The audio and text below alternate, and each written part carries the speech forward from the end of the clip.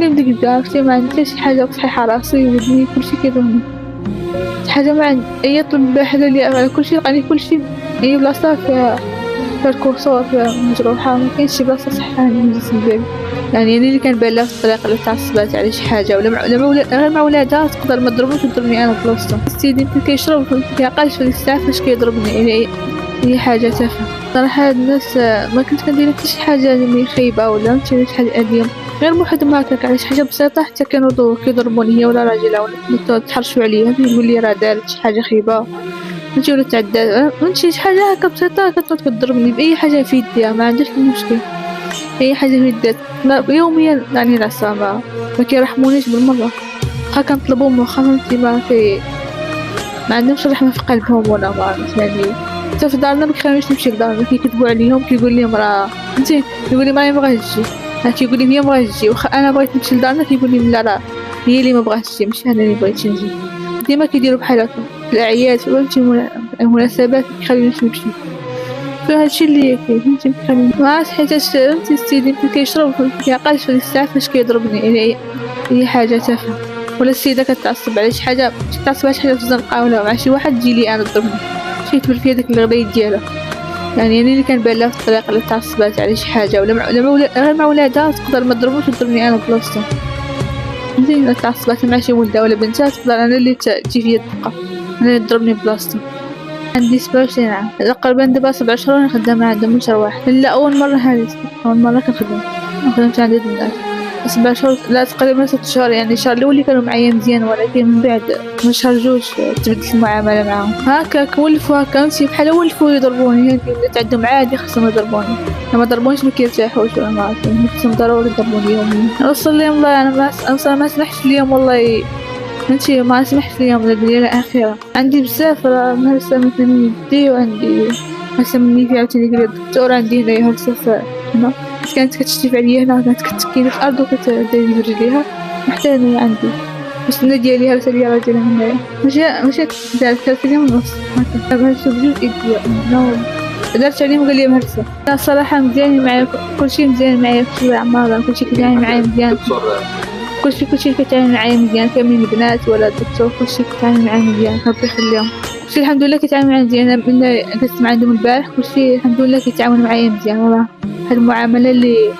طيبة ربي يخليهم ويكثر خيرهم مشيت عند البوليس أنا مشيت عندهم قال لي خاصك تجيب شهادة طبية باقي مديناش شهادة طبية خصني فهمتي خاصك تجيب شهادة طبية باش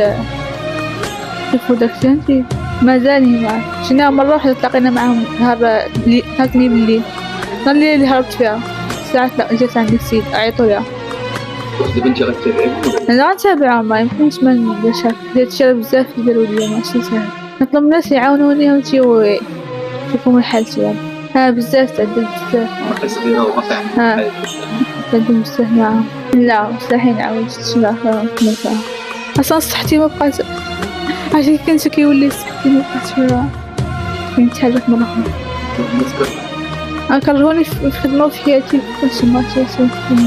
نقول لها الله يهديكم ما تعرفي شي بنت اخرى ما ديرش لها بحال هكا فهمتي ما تعديش عليها بحال هكا تهلاي فيها وديريها بحال بنتك بحال اختك ماشي ديري لها تعدل اللي درتي ليها يعني عندها وليداتها تفكر في وليداتها تقدرش وليداتها يوقع عليها هكا واحد النهار قادر يمشيو يخدموا في شي بلاصة بعيدة ولا قادر يوقع عليهم بحال هكا المسؤولين كنقول لهم يعاونوني باش ما فهمتي يعاونوني باش نبرا فهمتي باش حيت كل يوم ديك عرفتي ما عندي شي حاجة صحيحة راسي ودني كلشي كيضرني شي حاجة ما عندي أي طلب حدا لي على كلشي لقاني كلشي أي بلاصة فيها الكورسور فيها مجروحة مكاينش شي بلاصة صحيحة عند الجسم ديالي دابا إن شاء الله الدكتور يجي عندي يلا دوزت دابا وقال باش نعيد لا ضريني بزاف يهضر معايا بواحد الطريقة مزيانة البارح كان معايا مزيان هو اللي بدات لي معاه اللي بغا ان شاء الله انا ماشي نطلب منه هادشي اللي بغا يعاوني مرحبا اليوم كلشي كيجيو عندي حتى السبيطار البارح واليوم كيجيو عندي بزاف ديال الناس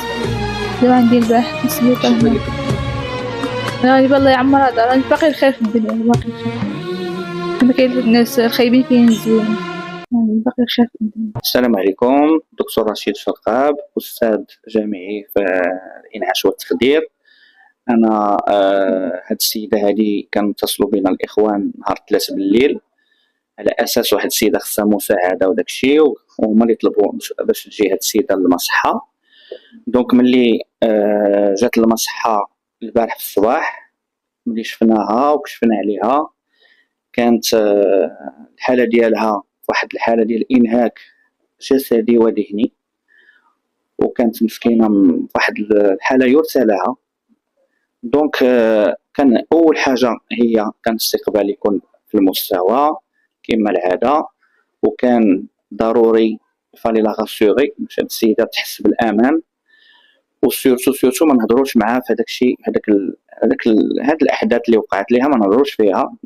نبقاو غير مركزين في الجانب الطبي. دونك درنا واحد الفحص شامل، لقينا بهاد السيده عندها عده كسور متفاوته الخطوره، وعرضناها على الاطباء المختصين، الناس ديال العظام، الناس ديال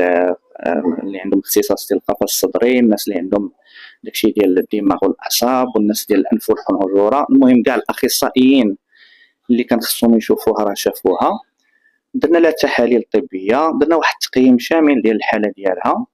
ومن بعد ملي كان عندنا هذا لو دوسي ميديكال كامل، شفنا مع الاختصاصيين هما اللي قالوا لنا هادشي خصو الفتيح، هادشي ما خصوش الفتيح وداكشي. دونك ان شاء الله اليوم غادي يدخل البلوك اوبيراتوار تفتح ان شاء الله بحول الله، نتمنوا الامور دوز مزيان. من بعد هاد السيده ان شاء الله فاش غادي يتمثل الشفاء، ديجا حنا برونشيناها مع الاخصائيه ديال الطب النفسي، لان هاد الناس خصهم واحد المواكبه في هادشي ديال الطب النفسي، لان هاد المعاناه اللي عانات مسكينه مده ديال 7 شهور ولا 8 شهور ديال العذاب، داكشي ما كيمشيش من بين ليس وضحاها، خصها واحد المواكبه. وان شاء الله حنا غنبقاو متبعين معها الحاله. وبالنسبه لداكشي ديال الشق القضائي، هاد السيده ملي غادي تخرج ان شاء الله غادي نعطيوها واحد سميتو واحد ماشي سيرتيفيكا ميديكال، كنعطيو واحد تقرير طبي شامل. لو سيرتيفيكا ميديكال كيتعطى في مصلحه الطب الشرعي، هما اللي كيديروا داكشي ديالهم، ديك السيرتيفيكا ديال الطب الشرعي، ديك الشهاده الطبيه ديال الطب الشرعي هي اللي كتستدل بها عند الناس ديال الدرك الملكي والناس ديال النيابه العامه باش يديروا خدمتهم. وحنا غنبقاو مواكبين هاد الحاله هادي، وحنا تبنينا هاد السيده ان شاء الله بحول الله الامور دوز مزيان، ونتمناو هاد السيده ترجع الحياه ديالها طبيعيه، واخا غيكون داكشي صعيب ولكن نتمناو مع الله تكون الناس العائله ديالها والاصدقاء وحتى المتتبعين ان شاء الله يعاونوها باش هاد السيده ان شاء الله تلقى ترجع للحياه ديالها الطبيعيه. عندها واحد الكسر في اليد اليمنى، عندها كسور في القفص الصدري، عندنا كسور في العمود الفقري، وعندها كسر في الانف ديالها. هذاك الكسور ديال العمود الفقري وديال القفص الصدري هذاك الشيء ما كيستدعيش الجراحه، داك الشيء كيمشي غير بالدواء. بالنسبه للكسر ديال اليد غادي ان شاء الله هي اللي غادي تفتحي عليه، وبالنسبه للكسر ديال الانف هذاك ان شاء الله غادي تفتح عليه من بعد، لان دابا كاين واحد الالتهاب اللي ما غاديش يخلينا ما تكونش النتيجه الا فتحات دابا، داكشي ينقص الالتهاب وينقص داك الانتفاخ عاد داك الساعه ان شاء الله من بعد. ومن بعد خصها تشوف حتى طبيب الاسنان لان عندها حتى السنان مهرسين، ولكن حنا دابا كنديروا ترتيب الاولويات، شنو هو الاول اللي خصو يفتح، وداكشي ديال التجميل وداكشي ديال غومبلاسمون ديال السنان وداكشي ان شاء الله غادي يجي من بعد. وهذا شوف هذا اولا طب بعد رساله انسانيه، هذه اولا